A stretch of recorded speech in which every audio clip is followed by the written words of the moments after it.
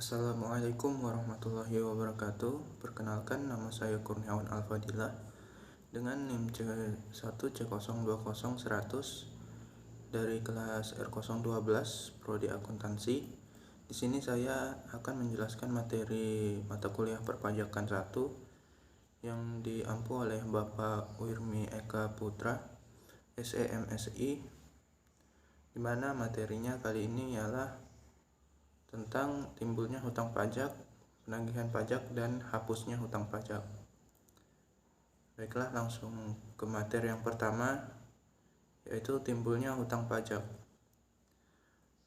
Apabila melihat timbulnya hutang pajak, ada dua ajaran yang mengatur tentang timbulnya hutang pajak tersebut, yaitu yang pertama ajaran formil.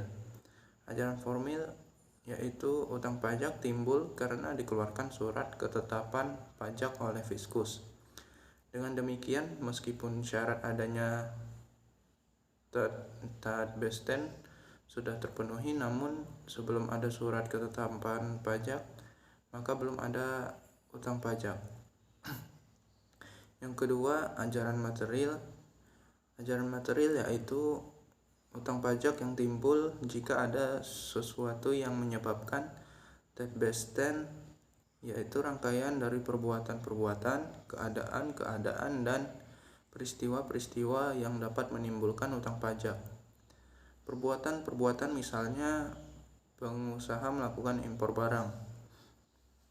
Kemudian keadaan-keadaan misalnya memiliki harta bergerak dan harta tidak bergerak.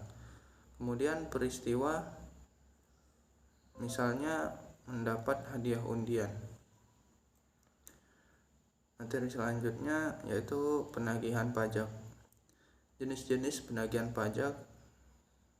Yang pertama, penagihan pasif. Pada penagihan pajak pasif, DJP hanya menerbitkan surat tagihan pajak atau STP, surat ketetapan pajak kurang bayar atau SKP-KB, surat ketetapan pajak kurang bayar tambahan atau SKP-KBT, SK pembetulan, SK keberatan, dan putusan banding yang menyebabkan pajak terutang lebih besar.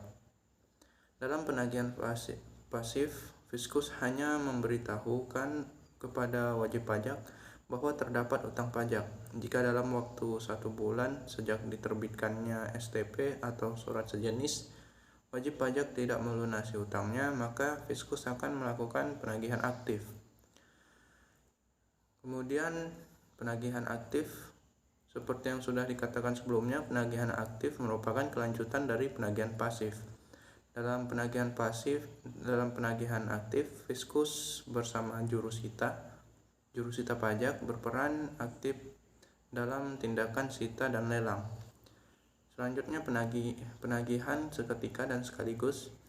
Penagihan seketika dan sekaligus ini merupakan penagihan pajak yang dilakukan oleh Fiskus atau jurusita pajak kepada wajib pajak tanpa menunggu tanggal jatuh tempo pembayaran pajak.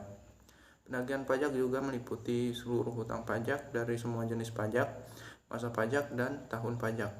Tujuannya penagihan jenis ini adalah untuk mencegah terjadinya utang pajak yang tidak bisa ditagih. Jika saat dilakukan penagihan seketika dan sekaligus wajib pajak belum membayar, maka jurusita pajak akan menunggu hingga tanggal jatuh tempo. Selanjutnya, penagihan pajak dengan surat paksa. Prosedur penagihan dengan surat paksa. Yang pertama, surat teguran. Penyampaian surat teguran merupakan awal pelaksanaan tindakan penagihan oleh Fiskus untuk memperingatkan wajib pajak yang tidak melunasi utang pajaknya sesuai dengan keputusan penetapan STP, SKPKB, SKPKBT sampai dengan saat jatuh tempo. Surat teguran adalah surat yang diterbitkan oleh pejabat untuk menegur atau memperingatkan wajib pajak untuk melunasi utang pajaknya. Surat teguran dikeluarkan apabila utang pajak yang tercantum dalam SPT, SKPKB, atau SKPKBT tidak dilunasi sampai melewati waktu hari dari batas waktu jatuh tempo 1 1 bulan sejak tanggal diterbitkannya. Selanjutnya, surat paksa. Penagihan dengan surat paksa dilakukan apabila jumlah tagihan pajak tidak atau kurang bayar sampai dengan tanggal jatuh tempo pembayaran, atau sampai dengan jatuh tempo penundaan pembayaran, atau tidak memenuhi angsuran pembayaran pajak.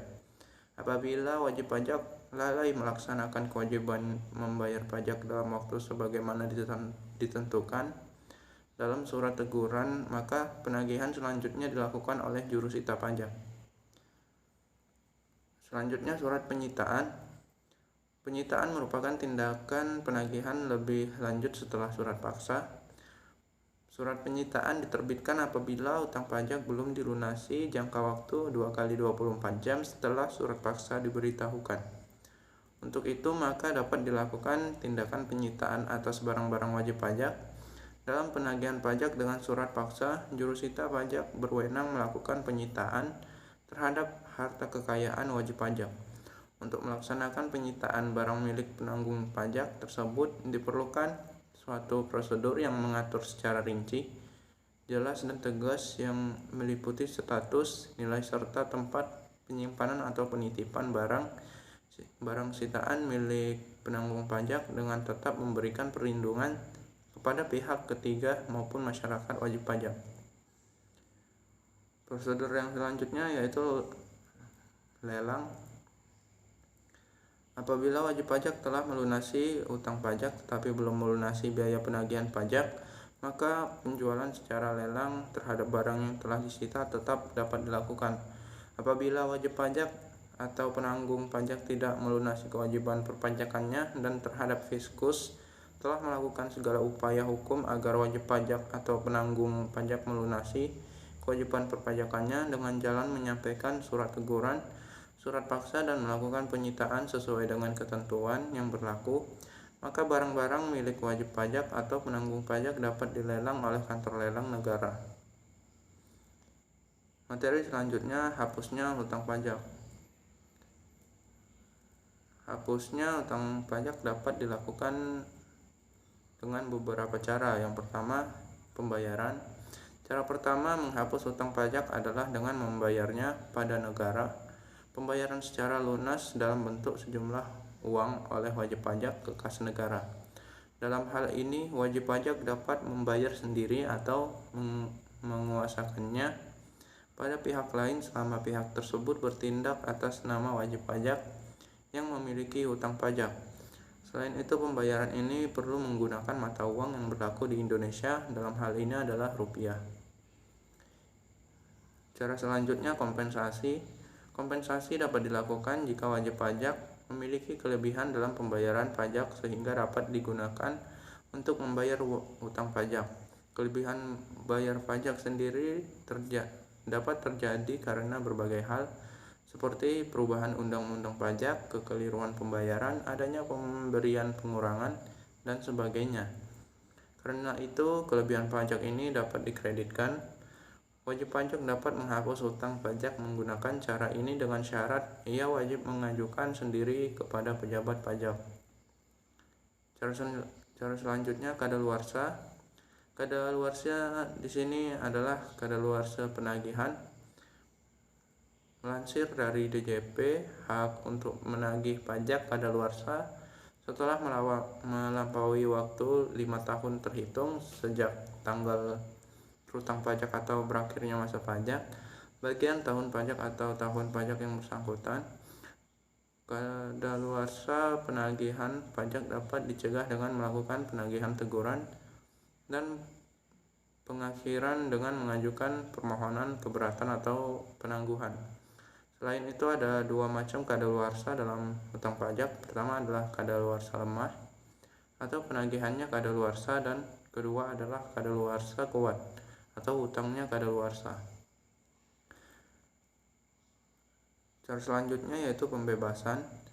Alternatif lain untuk menghapus hutang pajak adalah dengan cara pembebasan.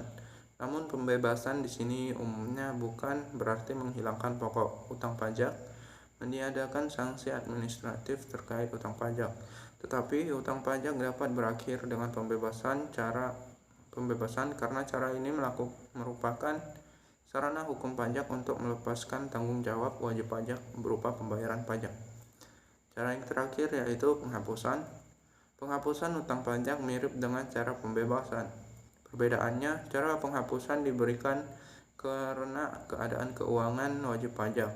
Penghapusan juga merupakan cara untuk mengakhiri utang pajak, namun hanya dengan alasan tertentu, seperti wajib pajak terkena musibah atau karena dasar penetapannya tidak benar.